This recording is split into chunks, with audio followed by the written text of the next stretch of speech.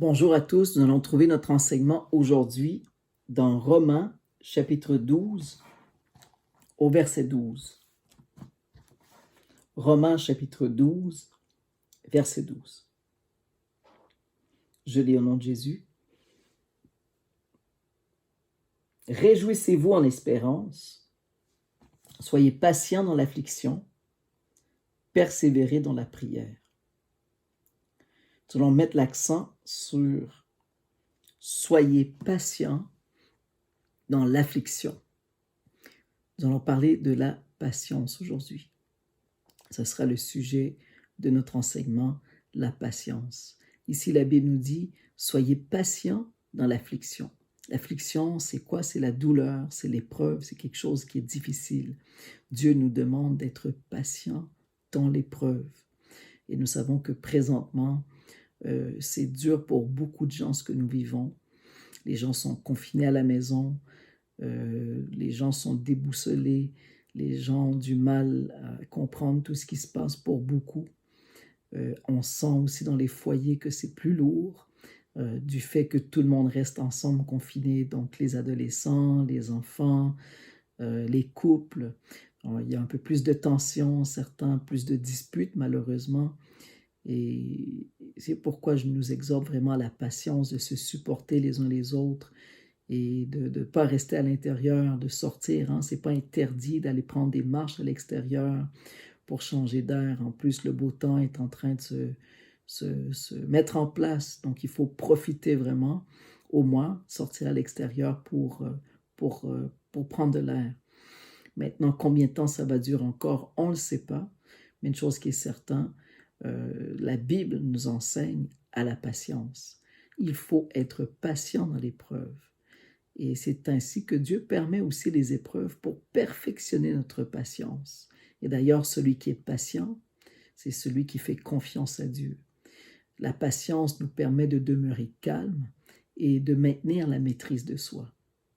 D'ailleurs, le contraire, l'impatience en fait, va faire en sorte qu'on va s'irriter, on va se mettre en colère, on va manquer de maîtrise, on va perdre le contrôle. Donc, c'est pourquoi nous avons besoin de la patience pour maîtriser les situations, mais par-dessus tout, faire confiance au Seigneur. Amen. Donc, Dieu nous dit ici d'être patient dans l'affliction et de persévérer dans la prière. On va partir dans 2 Pierre au chapitre 3 et on va lire le verset 9. 2 Pierre chapitre 3 verset 9. On va voir l'origine, d'où vient la patience. Et on va voir que Dieu, il est parfaitement patient. Amen. 2 Pierre chapitre 3 au verset 9.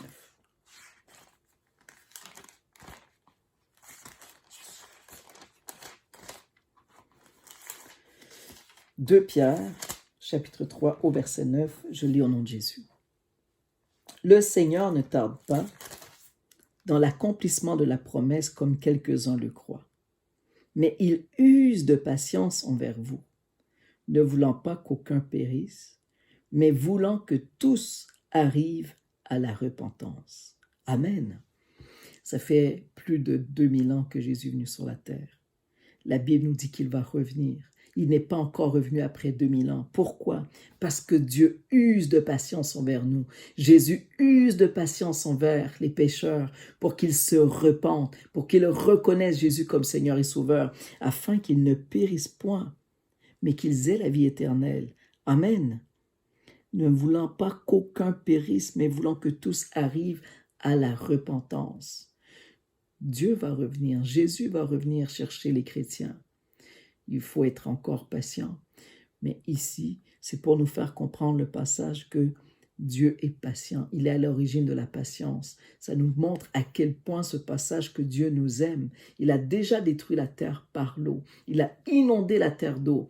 Il a conservé Noé et quelques membres de sa famille pour sauver l'humanité, pour offrir une seconde grâce à l'humanité. Mais le cœur de l'homme étant mauvais, Dieu a bien compris que ça ne fonctionnerait pas, que l'être humain était pour être constamment méchant, mauvais, orgueilleux, désirant être son propre maître. Mais en réalité, Dieu a tant aimé le monde qu'il a donné son Fils unique afin que quiconque croit en lui ne périsse point, mais qu'il ait la vie éternelle. Donc, en venant dans le monde, Jésus, il est venu s'offrir à la croix pour sauver l'humanité. Et Dieu promet qu'il va détruire cette terre par le feu. La prochaine fois, ce sera par le feu. Il va y avoir une nouvelle terre, de nouveaux cieux, et le Christ va être avec nous pour l'éternité. Mais tout ça, ça demande de l'espérance, ça demande de la persévérance, ça demande de la patience. Toutes ces forces doivent être liées ensemble pour le chrétien, pour arriver à la perfection. On ne sera jamais parfait sur la terre, mais tendons vraiment vers la patience de Christ, comme nous enseigne la parole. Et l'épreuve, Dieu la permet pour que nous puissions vraiment être transformés et accepter la volonté de Dieu et aussi faire confiance à Dieu, sachant que Dieu est au contrôle de tout. Même la situation dans laquelle nous sommes présentement par rapport au coronavirus, Dieu nous dit de se mettre à l'écart dans la Bible à certains moments, nous fait comprendre que la colère de Dieu parfois peut se manifester pour nous réveiller spirituellement, pour amener les gens à la repentance. Il faut faire confiance parce que Dieu, il est au contrôle de tout. Il sait pourquoi il fait les choses. Il sait pourquoi il permet les choses. C'est pour notre bien, c'est pour notre salut et non pas pour notre perte. On le voit par ce passage, pour que tous arrivent à la repentance. Amen. Maintenant, on va lire le verset précédemment, le verset 8, toujours dans 2 Pierre chapitre 3, au verset 8. Je lis au nom de Jésus. Mais il est une chose, bien-aimée, que vous ne devez pas ignorer, c'est que devant le Seigneur, un jour est comme 1000 ans. Et 1000 ans sont comme un jour. C'est pour nous faire comprendre que le temps de Dieu n'est pas notre temps. Et que, imaginez-vous, ça fait plus de 2000 ans que Jésus est venu, c'est vrai comme si ce serait environ 2 jours pour lui. Pour lui, c'est rien. Il est éternel. Donc, il faut faire confiance aussi au temps de Dieu. Dieu va mettre fin à l'épreuve en son temps à lui. En son temps à lui. Il n'y a pas juste l'épreuve du coronavirus. L'humanité, tout le monde vit ses épreuves. Et c'est pourquoi nous avons besoin de la patience pour passer au travers des épreuves. Sans patience, on peut perdre le contrôle, manquer de foi, même perdre la foi. D'ailleurs, Jésus a dit, lorsque le Fils de l'homme reviendra sur terre, trouvera-t-il la foi? Et comme je disais dans la précédente prédication, il va y arriver que la paix va être tellement forte sur la terre, il va y avoir de moins en moins de problèmes, les gens vont perdre la foi, les gens vont vraiment s'éloigner du Seigneur, ça va devenir difficile d'être chrétien.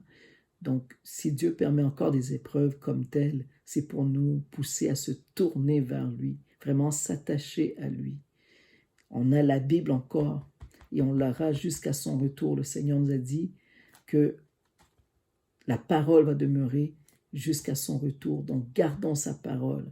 Méditons sa parole. C'est un trésor que nous avons. Vraiment, la Bible, c'est la parole de Dieu. C'est Dieu qui s'est révélé à l'humanité. Vraiment, portons le regard constamment sur sa parole. Amen. Donc oui, le temps de Dieu est éternel. Notre temps à nous, un court temps, c'est-à-dire un temps, par exemple, d'une année, ben c'est rien pour Dieu. Il faut vraiment lui faire confiance. Amen. Maintenant, on va partir dans Colossiens, chapitre 3, et on va lire les versets 12 et 13. On va partir dans Colossiens, chapitre 3, versets 12 et 13.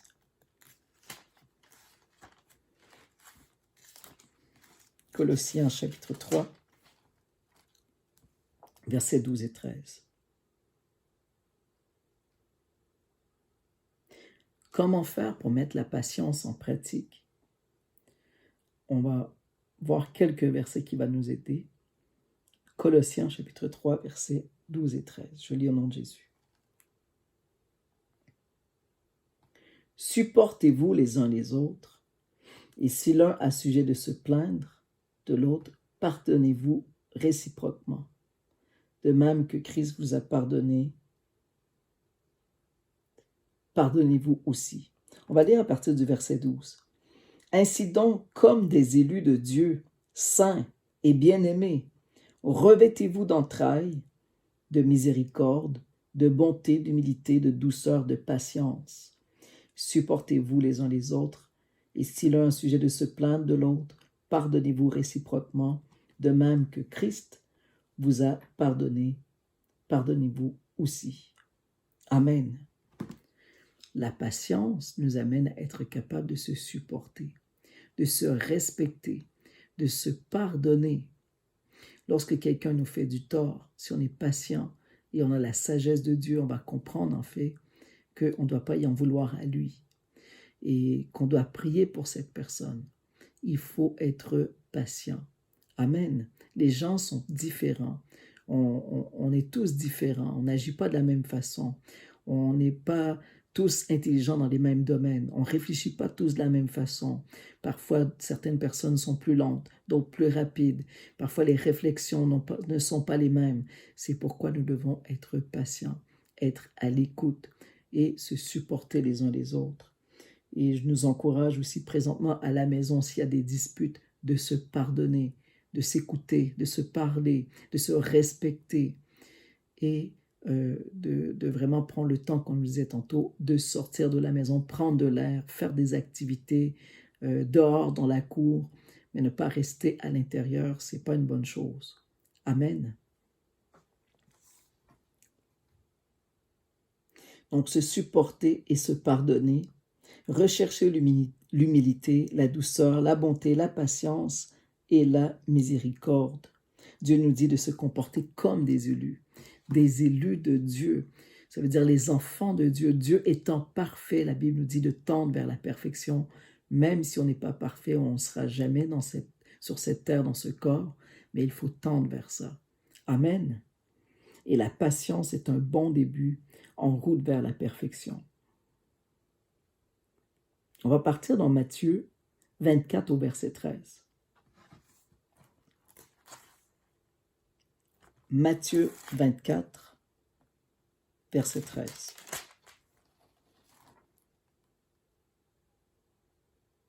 Comment faire toujours pour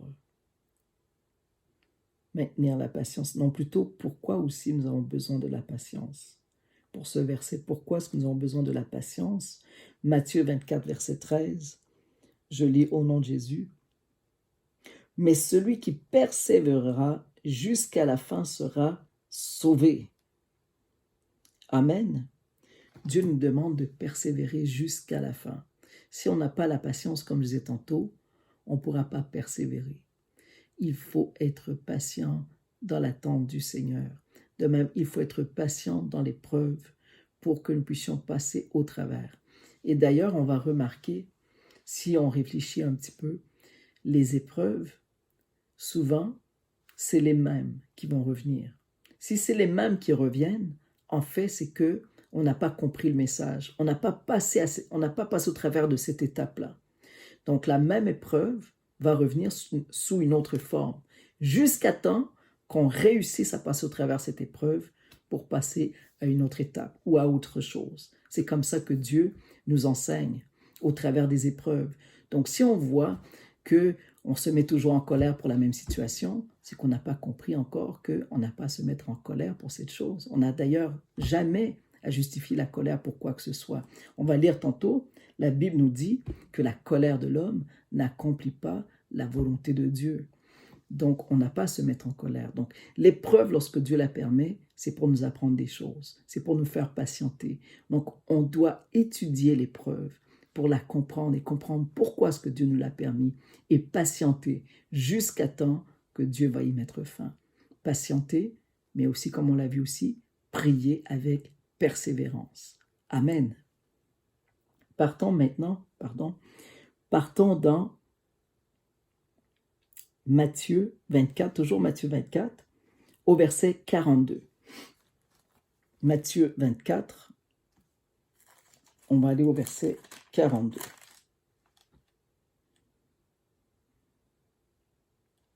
Toujours dans Matthieu 24, on va lire le verset 42. Je lis au nom de Jésus. Veillez donc, puisque vous ne savez pas Vous ne savez pas quel jour votre Seigneur viendra. Dans la patience, il faut veiller. La patience nous permet de veiller. On peut dire ça comme ça. La patience nous permet de veiller. Parce que le Seigneur, puisqu'il nous dit qu'il va revenir, il peut revenir n'importe quand. Donc si on n'a pas la foi, si on n'est pas patient, on ne va pas veiller. Veiller dans le sens de demeurer vivant spirituellement. Donc la patience aussi fait en sorte de maintenir notre sainteté, notre niveau de sanctification, notre vie de piété, maintenir notre communion avec le Seigneur. C'est la patience qui nous permet vraiment, qui nous encourage, qui nous permet d'avancer dans la foi et de maintenir notre relation avec le Seigneur. Et c'est pourquoi qu'elle nous permet aussi de veiller. Donc, ici, c'est un ordre que Dieu nous dit. Veillez donc, puisque vous ne savez pas quel jour votre Seigneur viendra. La patience nous permet de veiller. Amen. Nous permet de persévérer, nous permet de veiller, nous permet de se supporter, de s'encourager, de persévérer. Amen. La patience est indispensable pour le salut de l'homme. La patience est indispensable pour passer au travers des épreuves. Amen. Partons maintenant dans Jacques, chapitre 1, versets 2 et 3. Jacques, chapitre 1, versets 2 et 3.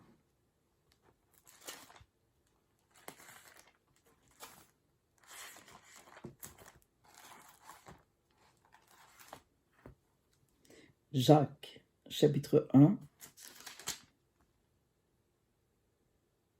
versets 2 et 3. Je lis au nom du Seigneur. Mes frères, regardez comme un sujet de joie complète les diverses épreuves auxquelles vous pouvez être exposés, sachant que l'épreuve de votre foi produit la patience. Amen. C'est ce qu'on disait tantôt.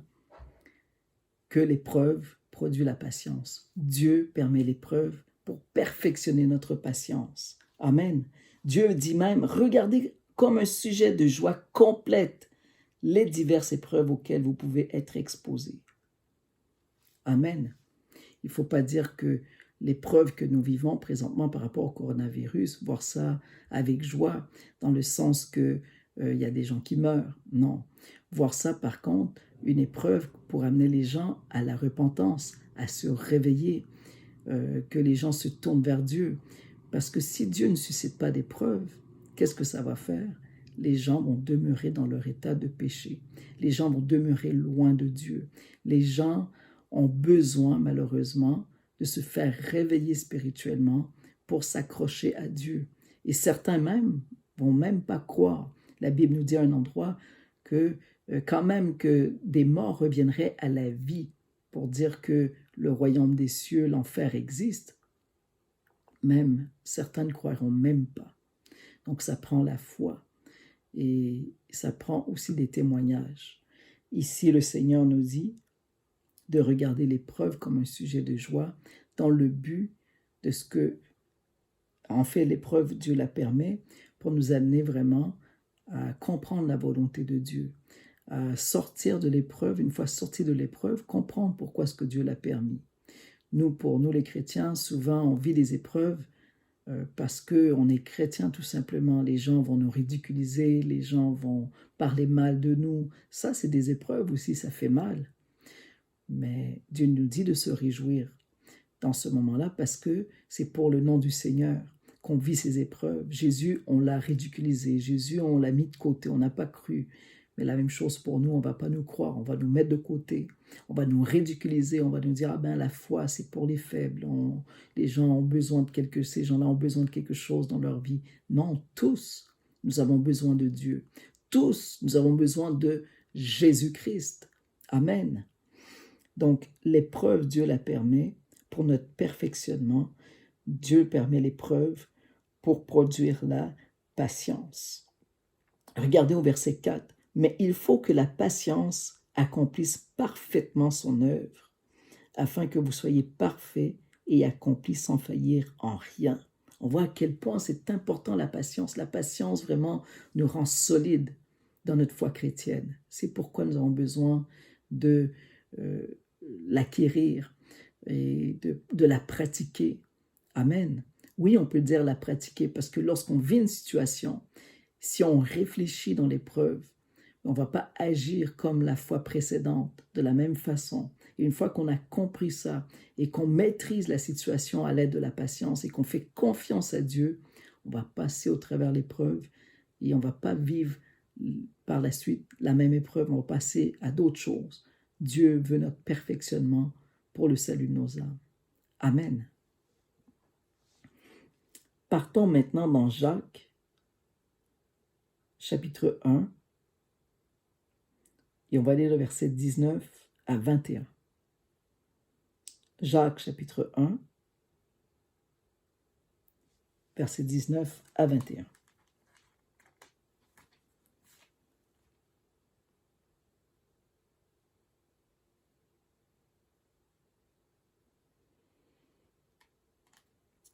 Je lis au nom de Jésus.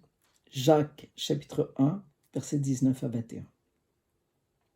Sachez-le, mes frères bien-aimés, ainsi que tout homme soit prompt à écouter, lent à parler, lent à se mettre en colère, car la colère de l'homme n'accomplit pas la justice de Dieu. Amen. Dieu nous exhorte ici à être prompt à écouter, donc rapide à écouter, lent à parler. Amen. Il nous dit que la colère de l'homme n'accomplit pas la justice de Dieu. Donc quand on se met en colère, on n'accomplit pas la volonté de Dieu. Même si on pense parfois que notre colère est justifiée, il y a toujours une façon d'amener les choses avec sagesse. Il y a toujours, la parole de Dieu va toujours nous expliquer comment faire les choses. Donc si on a à reprendre nos enfants, la Bible nous dit de ne pas les irriter, de peur qu'ils ne se découragent. Donc se mettre en colère contre eux, ce n'est pas une bonne chose. Il y a une façon de pouvoir corriger l'enfant. Amen. Puisque c'est la Bible qui le dit ici, que la colère de Dieu n'accomplit pas la volonté de Dieu. Par contre, de reprendre l'enfant, oui, c'est la volonté de Dieu que nous puissions reprendre nos enfants. Mais il y a une façon de faire. Amen. Se mettre en colère contre un collègue, se mettre en colère contre nos époux, nos épouses, ce n'est pas une bonne chose. La Bible nous dit même de ne pas se coucher avec notre colère, mais de se pardonner les uns les autres. Et je reviens là-dessus. Présentement, ça peut être difficile à la maison de se supporter les uns les autres. Ça peut être difficile même de se supporter soi-même, les gens qui sont habitués de travailler. Alors, la Bible nous dit que le précieux trésor de l'homme, c'est l'activité. Maintenant, nos activités sont réduites à peu. Donc, beaucoup tombent dans des mauvaises façons de faire, si je peux dire ça comme ça, se mettre à consommer de l'alcool, d'autres vont se mettre à consommer le cannabis, se tourner vers des vices comme ça, c'est pas une bonne chose. Et pour nous, les chrétiens, ce n'est pas une solution, ce n'est pas une raison, l'épreuve n'est pas une raison pour se tourner vers ces choses-là. La Bible dit, ne vous enivrez pas de vin, c'est de la débauche, mais soyez au contraire remplis du Saint-Esprit. Donc nous, en cette période difficile, c'est de la présence de Dieu que nous devons chercher à nous remplir, pas des choses de la vie, pas se tourner vers le monde, mais se tourner vers le Seigneur. Amen. Regardons ce passage à nouveau. Le Seigneur nous dit, on était dans Jacques 1, 19 à 21. On peut voir la conséquence en fait de l'impatience ou de la colère, parce que la colère vient de par le manque de patience. Le Seigneur nous dit qu'il faut que la patience accomplisse parfaitement son œuvre afin que vous soyez parfaits et accomplis. Donc la patience nous permet de devenir des êtres accomplis. La patience nous amène à la douceur. La patience même nous amène à la compréhension, à la sagesse. Puisque lorsqu'on est patient, quand on voit tout ça lié ensemble, dont on a dit d'être lent à parler, rapide à écouter. Donc, la patience nous permet vraiment de pouvoir être sage, devenir sage. C'est pourquoi que ça nous amène à une telle édification ici. Le Seigneur nous dit vraiment, sachant que l'épreuve de votre foi produit la patience, mais il faut que la patience accomplisse parfaitement son œuvre, afin que vous soyez parfaits et accomplis sans faillir en rien. Nous avons vraiment besoin de patience et de la perfectionner tous les jours de notre vie, sachant que nous allons continuer de vivre des épreuves sur la terre, nous allons continuer d'être éprouvés, nous allons constamment avoir besoin de l'aide du Seigneur. Donc d'ici là, d'ici le retour de Christ, d'ici la fin des épreuves, usons de patience, cherchons le réconfort en la parole de Dieu, en le Seigneur. Amen. On va lire un dernier passage dans Colossiens, chapitre 1, au verset 12.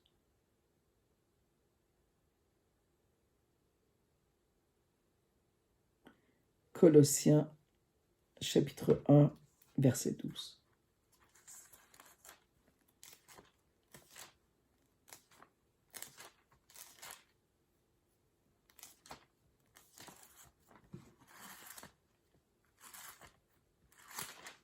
Colossiens, chapitre 1, 12.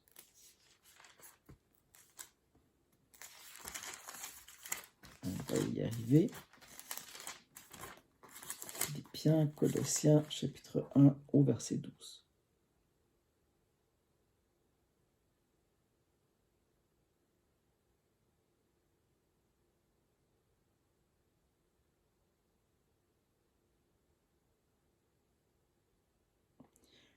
Je lis au nom du Seigneur.